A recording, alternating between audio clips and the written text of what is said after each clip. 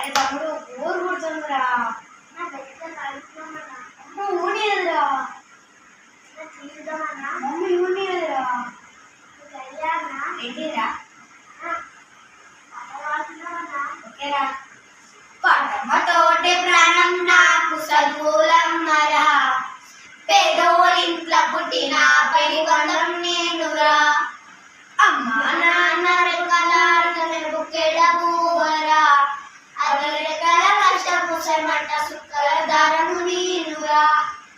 ఉన్న రెండు రెక్కల చూడనే మా నాన్న నన్ను కర్రు గట్టి పొలుముదున్ననే